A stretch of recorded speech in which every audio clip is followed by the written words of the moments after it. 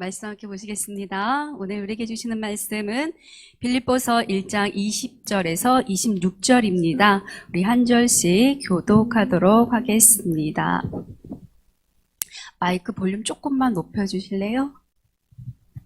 나의 간절한 기대와 소망을 따라 아무 일에든지 부끄러워하지 아니하고 지금도 전과 같이 온전히 담대하여 살든지 죽든지 내 몸에서 그리스도가 존귀하게 되게 하려 하나니 이는 내게 사는 것이 그리스도니 죽는 것도 유익함이라. 그러나 만일 육신으로 사는 이것이 내 일의 열매일진데 무엇을 택해야 하는지 나는 알지 못하노라.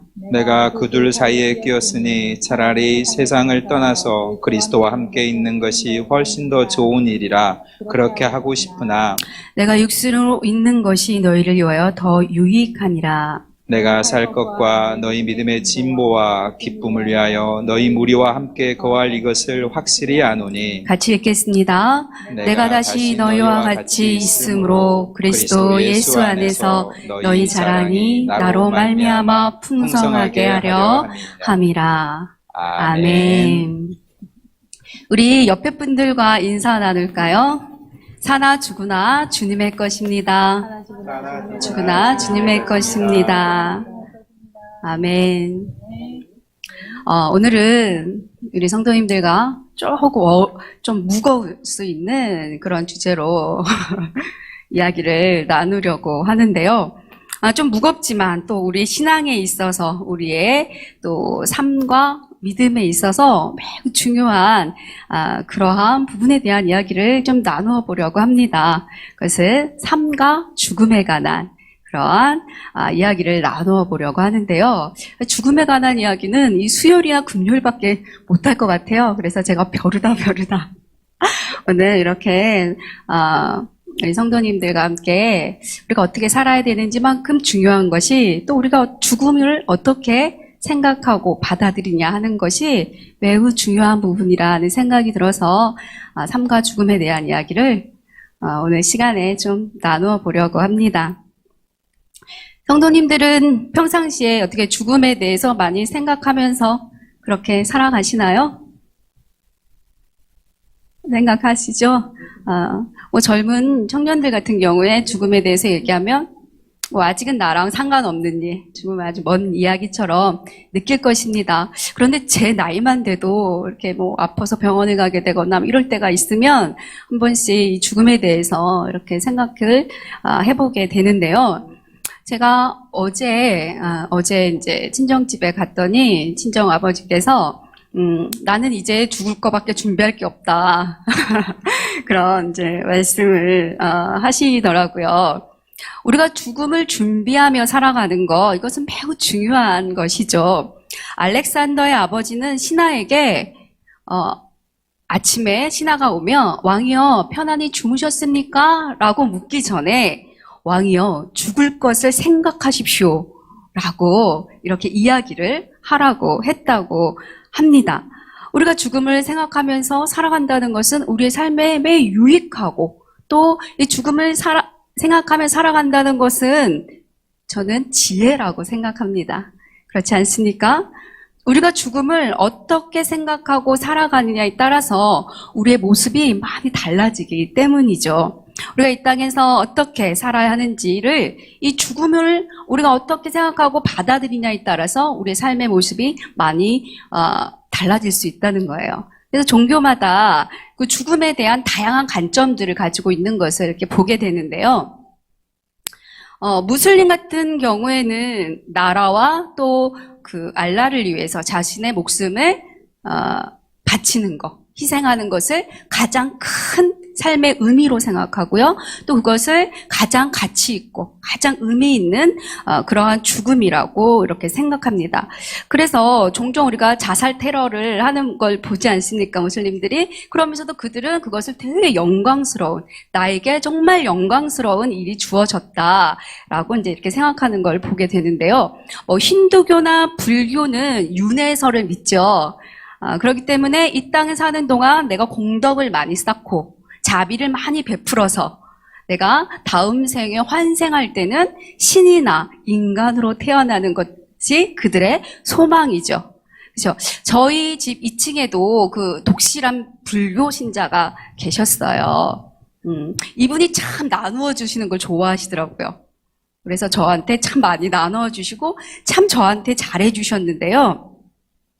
이분이 그렇게 할 수 있는 이유가 뭔지가 좀 궁금해서 제가 물어봤거든요. 그랬더니 이분이 나는 환생을 믿는다. 그래서 공덕을 많이 쌓아서 난 환생해서 좋은 사람으로 뭐 태어난다든가 그거를 정말 철떡같이 믿고 계시더라고요. 그래서 제가 그분이 주시는 것들을 감사함으로 그분을 위해서 잘 받았습니다. 근데 이제 이사를 가셨어요. 근데 정말 불교 신자들이 정말 이 환생을 믿는구나. 제가 이것을 그분을 보면서 이렇게 깨달았는데요. 유대인들도 마찬가지죠. 그렇죠? 하나님께서 주신 그 율법을 뜻과 하나님의 마음 이런 것들을 헤아리기보다는 율법을 문자 그대로 지킴을 통해서 구원을 얻으려고 하는 사람들이 또 유대인들이죠. 천주교인들 역시 베드로 성당을 짓기 위해서 면죄부를 판매했죠. 그렇죠? 그리고 이 면죄부를 사면 연옥에 있던 조상들이 면죄부를 사는 순간 천국으로 간다고 하는 그런 믿음을 가지고 있었습니다. 그래서 세워진 성당이 성 베드로 성당이죠. 그런데 이러한 시대 속에서 1517년 마르틴 루터에 의해서 종교개혁이 일어나게 되었고, 마르틴 루터가 하박국에 기록된 의인은 오직 믿음으로 살리라 이 말씀을 붙잡고 종교개혁을 하면서 우리 지금의 개신교가 세워지게 되었습니다. 그럼 우리 지금 개신교 교인들은, 성도들은 어떻게 죽음에 대해서 생각하고 이 죽음이라는 문제를 우리는 어떻게 받아들여야 하는지를 이번 시간에 함께 살펴보고자 합니다. 개신교의 구원가는 뭐죠? 오직 믿음. 루터가 종교개혁을 하면서 오직 믿음, 오직 은혜, 오직 성경, 오직 그리스도 그걸 이제 외치면서 이제 종교개혁을 했는데요. 우리 개신교는 오직 예수, 오직 믿음입니다. 많은 사람들은 이 오직 믿음이라는 게 별로 합리적이지 않다 이런 얘기들을 많이 합니다. 하지만 우리가 여러분 정말 기억해야 될 것은 우리가 하나님 앞에 섰을 때 우리가 무엇으로 하나님의 심판을 받게 될까요? 우리가 무엇을 통해서 우리의 천국과 지옥이 갈라지게 될까요? 우리가 누구의 것이냐 하는 거에 따라서 갈라지게 됩니다. 우리가 행위로 구원받을 수 없죠. 우리가 예수 그리스도 안에 있느냐 밖에 있느냐, 우리가 누구의 것이냐에 따라서 우리가 하나님의 심판을 받게 된다는 것입니다. 그렇기 때문에 우리는 오직 예수 안에, 오직 은혜 안에, 오직 뭐죠? 믿음 안에 있어야 되는 것이죠. 그런데 많은 사람들이 이 오직 믿음이라는 이 말이 합리적이지 않다는 것입니다. 오히려 선한 일을 하고 공덕을 많이 쌓는 사람이 구원을 받는 것이 더 합리적이다 이렇게 이야기를 하는데요. 이것은 자신을 잘 모르기 때문에 하는 말이다 이렇게 생각이 듭니다. 세상에는요 자신의 행위로 구원받을 사람이 한 명도 없기 때문이죠. 그렇죠? 의인은 없나니 하나도 없다라고 얘기했죠. 우리가 구원받을 만큼 우리가 뭐 사람에 따라서 더 선한 사람이 있을 수도 있을 거예요. 그렇죠? 하지만 우리가 하나님의 기대에 만족시켜서 구원받을 만한 그러한 사람이 없다는 것입니다. 그렇기 때문에 예수님은 뭐라고 말씀하셨어요? 내가 의인을 부르러 온 것이 아니라 죄인을 부르러 왔다 이렇게 말씀하셨고 그 죄인들을 위해서 예수님께서 십자가에 달려 돌아가신 것이죠. 이사야 선지자는 우리의 의를 뭐라고 얘기했냐면요. 우리의 의가요. 걸레 조각이래요. 한번 성경 읽어보세요. 걸레 조각이라고 이야기해요. 우리가 보기엔 아무리 대단해 보이는 것도 그것이 하나님 앞에 갔을 때 너덜너덜하고 악취를 풍기는 그러한 걸레 쪼가리와 같다는 것이에요. 하나님, 내가 이렇게 했어요. 내가 이렇게 많이 봉사하고요. 내가 이렇게 많이 하고요. 이렇게 했어요. 하나님이 그런 것들을 다 우리의 의는 다 낡은 그런 걸레 같은 그런 걸로 하나님께서 생각하신다는 것입니다. 주님 앞에서 우리가 섰을 때 우리의 의라는 것은 마른 잎사귀 같아서 다 부서지고 사라져 버릴 것에 지나지 않는다는 것입니다. 제가 며칠 전 이제 제가 곧 목사 안수를 받지 않습니까? 그렇죠? 그래서 이제 목사 안수를 받기 위해서 교육을 받고 왔는데요. 그때 이제 목사님들과 이제 식사를 같이 하는데 어떤 한 목사님이 이런 말씀을 하시더라고요. 천국의 가치는 정말 우리가 상상할 수 없을 만큼 너무 어마어마하고 큰 가치라는 거예요. 그런데 사람들은 우리는 이 어마어마한 가치의 선물을 받았음에도 불구하고 사람들은 하나님 내가 뭘 했어요? 내가 뭘 이만큼 했어요? 막 이러면서 상급을 원한다는 거예요. 근데 우리는 이미 너무너무나 큰 선물을 이미 받았다는 것이죠. 그런 이야기들을 나누는 것을 제가 옆에서 이렇게 들으면서 맞다. 그치, 이미 우리는 너무나 큰 선물을 하나님 앞에 받은 존재이지 라고 이제 저도 이렇게 생각하는데요. 물론 천국에 가면 상급이 있을 거예요. 그쵸? 하지만 우리는 이미 그 이상의 것들을 이미 누렸고 받았고 우리는 가지고 있는 자입니다. 그런데 우리는 어떻습니까? 우리는 하나님 한 분만으로 충분한 존재임에도 불구하고 더 많은 것들을 갖지 못해서 오늘도 여러분 눈물 콧물 흘리며 기도하셨습니까? 저 역시 그렇습니다. 눈물 콧물 흘리며 기도할 때가 너무나 많죠. 하나님, 저에게 이런 고난이 없어서 제가 다시는 이렇게 눈물 콧물 흘리며 기도하지 않게 해주세요. 이게 저의 또 바람입니다. 그러다가도 이미 하나님 많은 걸 주셨지 이렇게 생각했다가도 또 어느 날 하나님 앞에 나와서 하나님, 제가 언제 많은 것 달라고 했습니까? 그저 남부럽지 않게 살아가고 자식들 속 안 썩이고, 그쵸? 제가 예수 믿는다는 거 사람들한테 손가락질 받지 않을 만큼만 그만큼만 해주시면 됩니다. 왜 그걸 안 해주십니까? 라고 이렇게 기도하는 것이 우리의 기도이지 않습니까? 그런데 하나님은요, 우리에게 항상 더 큰 거 주시기 원하신대요. 더 좋은 거, 내가 너에게 더 좋은 거 주기 원한다. 거기까지가 아니라 우리 더 가자. 더 가자, 항상 더 가자고 하세요. 하나님, 더 가는 게 뭐예요? 더 귀한 게 뭐예요? 이렇게 우리가 물어야 되겠죠?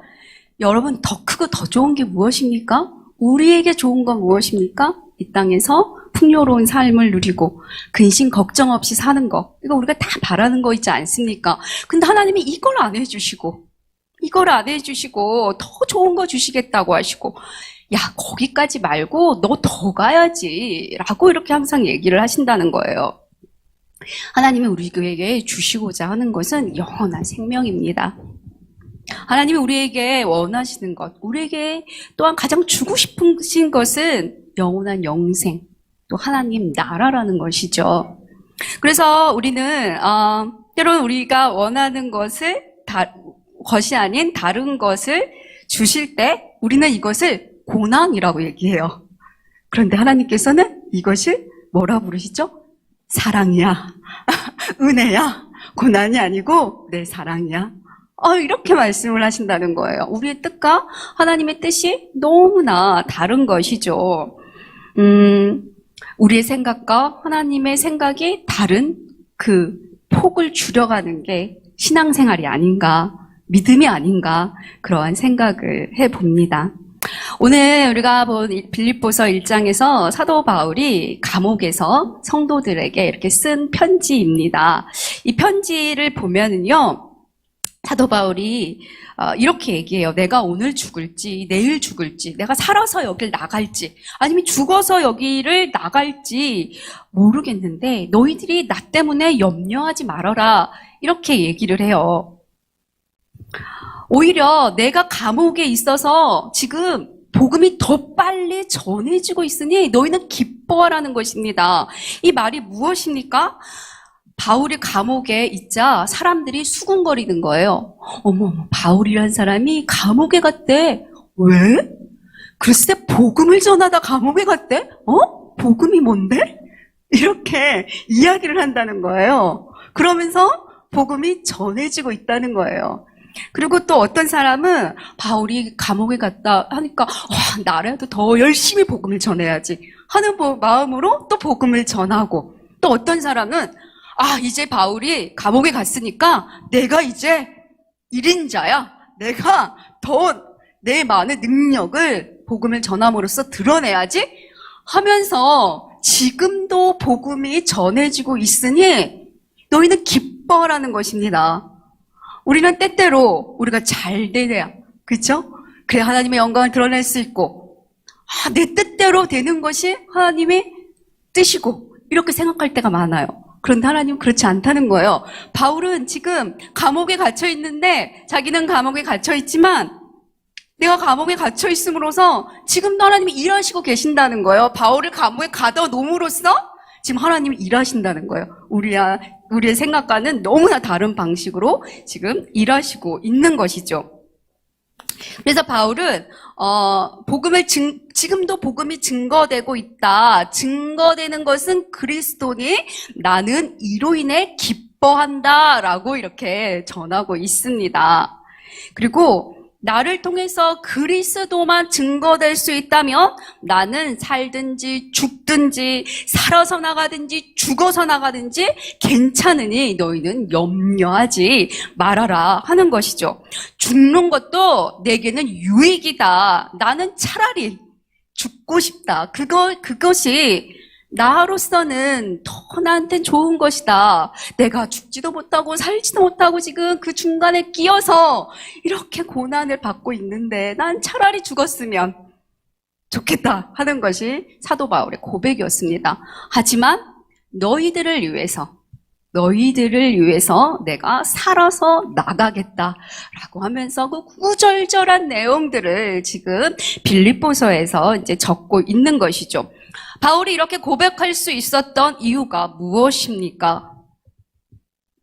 사도 바울은요, 이 땅에서 사는 삶이 나그네의 삶이라는 것을 알고 있었습니다. 또 하나님께서 자신에게 주신 확실한 비전과 사명을 가지고 있었기에 사도 바울이 어떠한 상황에서도 내가 비록 감옥에 갇혀 있는 상황일지라도 하나님의 능력이 없어서 내가 지금 감옥에 있는 것도, 그렇죠? 내가 뭔가를 잘못해서 지금 감옥에 있는 것이 아니라 살든지 죽든지 모든 것이 하나님의 뜻이고, 내가 사는 것도 주를 위해 사는 것이고 죽는 것도 주를 위해 죽는 것이니 나는 그리스도만 증거될 수 있다면 난 뭐든지 환영이다. 나한텐 그런 것들이 중요하지 않다라고 이야기하는 것입니다. 저도 이 내용들을 읽으면서 사도 바울에게는 삶과 죽음이 다른 것이 아니었구나라는 생각을 하게 되었습니다. 우리는 삶과 죽음이 너무 멀게 느껴지잖아요. 그런데 마치 사도 바울은 이 삶과 죽음이 마치 동전의 양면처럼 삶이나 죽음이나 별 다를 게 없는 그러한 삶을 살아가고 있구나라는 생각을 이제 하게 되었습니다. 여러분, 사도 바울의 삶만 그렇겠습니까? 우리의 삶도 마찬가지입니다. 하나님께서는요, 아무도 이 세상에 목적 없이 보낸 그런 사람은 존재하지 않습니다. 하나님 우리를 창조하셨을 때도 분명한 목적을 가지고 창조하셨고, 이 땅에 보내실 때도 분명한 목적을 가지고 이 땅에 보내셨습니다. 우리가 아직 숨쉬고 세상에 두 발을 딛고 살아간다는 것은 아직도 우리가 이 땅에서 해야 할 일이 남았다는 것이죠. 여러분들의 하나님이 주신 사명은 무엇입니까? 비전은 무엇입니까? 그것을 발견하시는, 그래서 인생을 정말 가치 있고 진짜 보람 있게 그렇게 하나님의 목적대로 살아가시는 저와 여러분들이 되기를 예수님의 이름으로 축복을 드립니다.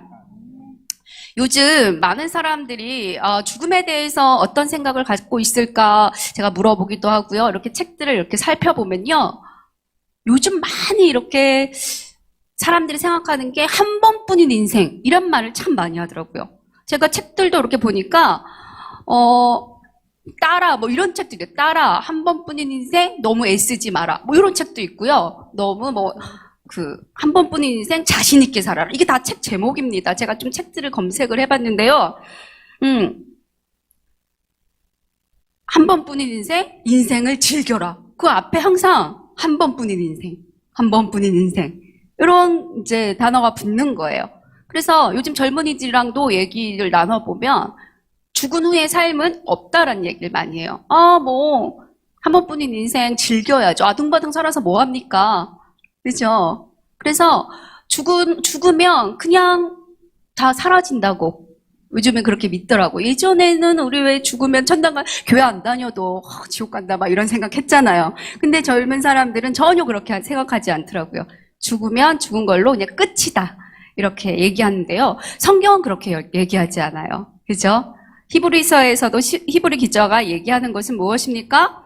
한번 죽는 것은 정해진 것이고 그 후에는 반드시 심판이 있을 것이다 라고 이렇게 분명히 이야기하고 있죠. 그래서 사도 바울은 우리가 이 땅에 사는 것은 예수 그리스도의 부활에 참여하기 위해서 준비하는 과정이다 라고 이렇게 사도 바울은 이야기합니다.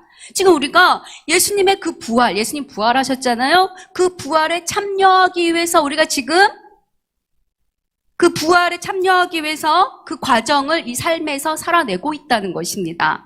우리가 이 땅에 두 발을 딛고 숨을 쉬고 살아갈 때 이때가 우리에겐 기회라는 거예요. 이 시간이 지나고 나면 두 번 다시 기회는 찾아올 수 없는 것이죠. 그렇기 때문에 하나님께서는 우리에게 어떻게 하십니까?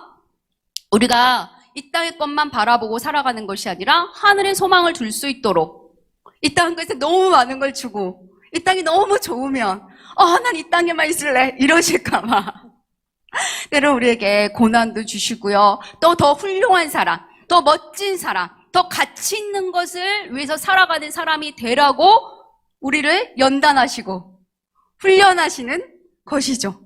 근데 우리는 이거를 고난이라 얘기하는 것이죠. 하나님은 이거를 뭐라 부르신다고요? 사랑. 우리는 고난이라 쓰고 하나님은 사랑이라고 읽으십니다. 여러분들 중에서 지금 하나님의 사랑을 너무 많이 받고 계신 분이 계십니까? 그 사랑이 너무 버거워서 오늘도 눈물 콧물을 흘리고 계신 분이 이 자리에도 계십니까? 고난이라 얘기하지 마시고요. 하나님이 날 너무너무 사랑하셔. 이렇게 고백하실 수 있는 여러분이 되시기 바랍니다. 사도 바울은요, 우리가 지금 받는 고난과 역경은요, 앞으로 나타날 영광과는 비교할 수 없대요. 그렇게 이야기합니다. 그렇기 때문에 하나님께서 우리에게 고난을 허락하여 주신 것이죠. 우리를 단련하신 후에 정금과 같이 그렇게 나오게 하시려고 지금도 하나님은 우리를 깎으시고 다듬으시고 번쩍번쩍 광을 내고 계시는 것입니다. 사도 바울은 디모데후서 4장 8절에서 디모데를 격려하면서 이렇게 얘기해요. 이제후로는 나를 위하여 의의 면류관이 준비되었으므로 주 곧 의로운 재판장이 그날에 내게 주실 것이며 내게만 아니라 주를 나타나심을 사모하는 모든 자에게 의의 면류관이 준비되어 있으니 믿음의 선한 싸움을 다 싸우고 믿음을 끝까지 지켜라 라고 이렇게 이야기합니다. 여러분, 우리는 언젠가 이 땅의 삶을 마치고 이 세상을 떠나 하나님 앞에 가야 하는 존재들이죠. 오늘이라도 하나님께서 지연아, 너 오늘 와라. 이렇게 이야기하시면 그냥 있는 거 그냥 다 두고 가야 하는 그런 존재이죠. 우리가 해야 할 마지막 순종, 그것은 하나님이 부르실 때 가는 것. 이것이 우리의 아마 마지막 순종일 것입니다. 우리는 누구나 떠나야 하는 그런 존재라는 것입니다. 피카소가 죽음을 앞두고 이런 말을 했대요. 인간이 어떠한 재능을 가졌든 어떠한 능력이 있든 죽음 앞에서 모두가 평등하다라는 이런 이야기를 남겼다고 해요. 우리가 가진 것이 얼마나 많든 또 우리가 어떠한 존재인지 상관없이 우리는 누구나 하나님이 부르면 가야 한다는 것이죠. 하지만 우리의 이런 죽음은 나쁜 것이 아닙니다. 죽음은 우리의 모든 것을 빼앗아가는 것이 아니고요. 기독교인의 죽음은 너무나 좋은 것이라고 성경이 이야기합니다. 우리에게는 어떤 형벌이 기다리고 있는 것이 아니고요. 하나님을 만나는 그런 너무나 값진 그러한 날이라는 거예요. 마치 전쟁터에서 군인들이 막 전쟁을 하고 있다가 이제 전쟁이 끝났다. 우리 군대가 승리했다. 만약 이런 얘기를 딱 듣는다면 어떻게 할까요? 막 좋아하면서 환호성을 지르면서 기뻐하면서 이제 그런 떠날 준비를 하지 않겠습니까? 성경은 죽음을 그러한 것이라고 우리에게 가르쳐주고 있습니다. 죽음은 우리가 무서워하거나 두려워해야 할 그러한 존재가 아닌 우리의 긴 여행이 끝났을 때 우리를 마중 나오는 가족과 같은 것이 죽음이라는 것이죠. 히브리어로 아놀레세우스라는 말이 있는데요. 이 말은 텐트의 줄을 풀다, 떠나다, 뭐 이러한 의미를 가지고 있는데 이 말에는 또 다른 말로도 쓰이는데 죽음을 가리키는 그런 말로도 쓰인다고 해요. 아까 말씀드렸듯이 전쟁터에서 군인들이 전쟁을 하다가 이제 승리를 했다, 우리 군이 이겼다 라는 그 소리를 듣고 텐트에 줄을 풀어듯 이게 그 히브리어로 죽는다 이 말이래요. 떠난다. 그래서 그 줄을 풀고 이제 집으로 돌아가는 것이죠. 우리의 돌아갈 집은 어디입니까? 저 천국이죠. 그렇죠? 이 땅에서 하나님께서 맡겨주신 일들을 잘 감당하고 우리가 떠나는 날, 기뻐하며 환호성을 치르며 떠나는 날이 우리의 죽음이라는 것입니다. 그때 우리의 죽음이 어떻겠습니까? 마치 봄 소풍 나온 아이가 막 즐거워하듯 그렇게 우리가 죽음을 맞이하게 되지 않겠습니까? 그죠? 그런데도 우리는 이 죽음이 두려워요. 왜죠? 한 번도 경험해보지 못했기에. 아기 물고기가 엄마 물고기한테 이렇게 물었다고 해. 엄마, 바다가 있어요? 그랬더니 엄마 물고기가 글쎄 바다가 있긴 한 모양인데 바다를 본 사람들은 모두 사라졌다는구나 이렇게 얘기했다고 해요. 누군가 죽어서 다시 돌아와서 정말 천국이 있어, 천국에 갔더니 이렇게 걱정하지 마 라고 와서 얘기해주면 얼마나 좋겠습니까? 그렇죠? 제가 여기서 100번 1000번 얘기하는 것보다 훨씬 더 잘 듣지 않겠습니까? 제가 여기서 아무리 얘기해도 돌아왔으면 아이고 그래도 여기가 좋지, 그래도 몰라 이렇게 걱정하실 텐데 누군가 갔다 와서 얘기해주면 훨씬 죽음을 대하는 마음이 우리가 덤덤해질 텐데요. 그 죽음의 강을 건넌 사람은 다시는 돌아올 수 없기에 우리는 한 번도 경험해보지 못한 죽어야만 경험할 수 있는 그 죽음이 너무 두렵다는 것입니다. 저도 이렇게 얘기하지만 죽음이 두렵습니다. 그래서 지금부터 준비를 하고 있는 것입니다. 이렇게 말씀을 드리면서 저 또한 준비를 하는 것이죠. 사도 바울은요, 우리가 이렇게 죽음에 매여서 항상 죄와 사망의 종노릇하는 우리에게 이렇게 고린도전서에서 이렇게 선포합니다. 사망아, 너의 승리가 어디 있느냐? 사망아, 내가 쏘는 것이 어디 있느냐? 사망이 쏘는 것은 죄요, 권능은 율법이라. 우리 주 예수 그리스도로 말미암아 우리에게 승리를 주시는 주님께 감사하노라 라고 죽음을 비웃습니다. 사망아, 너의 승리가 어디 있느냐? 이미 끝이 났다는 것입니다. 죽음은 이제 끝이 났다는 거예요. 우리는 더 이상 죄와 사망과 율법에 매인 존재들이 아니라는 것입니다. 예수 그리스도가 우리의 죄와 사망의 권세를 이기시고 승리하심으로써 우리를 이제 우리에 묶여 있었던, 세상에 묶여 있고 죄에 묶여 있고 사망에 묶여 있었던 그러한 모든 사망의 권세, 죽음의 권세에서 우리는 자유함을 얻었다는 것입니다. 이 사도 바울의 고백이 우리의 고백이 되길 원합니다. 우리가 담대하게 사망아, 너의 승리가 어디 있느냐? 예수 그리스도께서 사망 권세를 이기셨다 라고 선포하실 수 있는 저와 여러분이 되기를 소망합니다. 어떤 사람들은요, 제가 이렇게 막 구원에 대해서, 막 천국에 대해서 이렇게 막 열변을 토하면서 막 얘기를 하면은 사람들은 저한테 이렇게 얘기를 해요.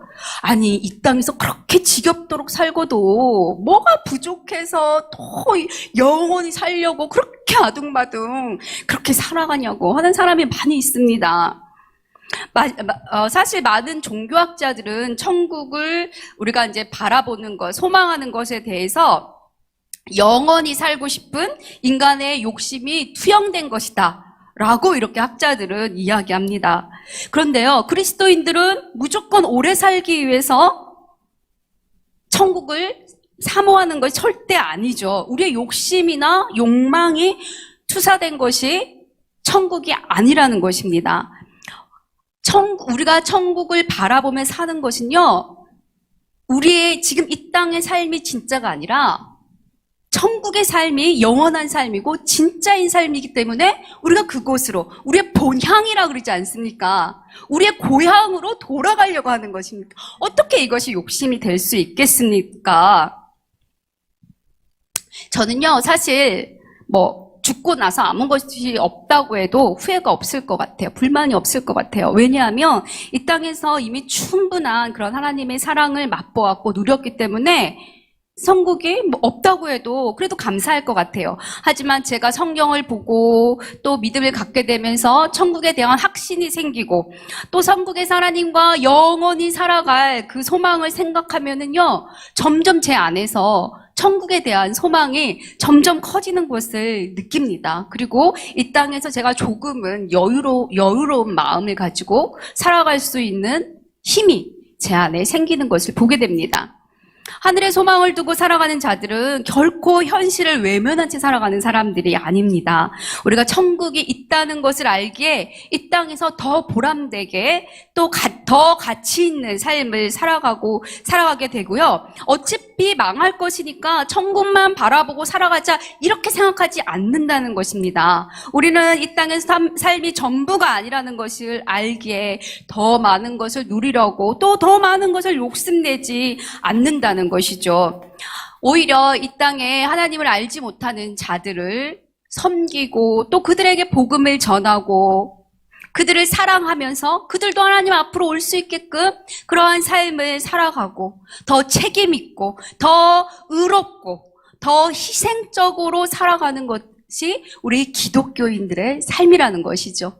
우리는 천국을 소망하기에 이 땅에서 더 가치 있는 삶을 더 나누고 더 희생하는 삶을 살아갈 수 있다는 것입니다.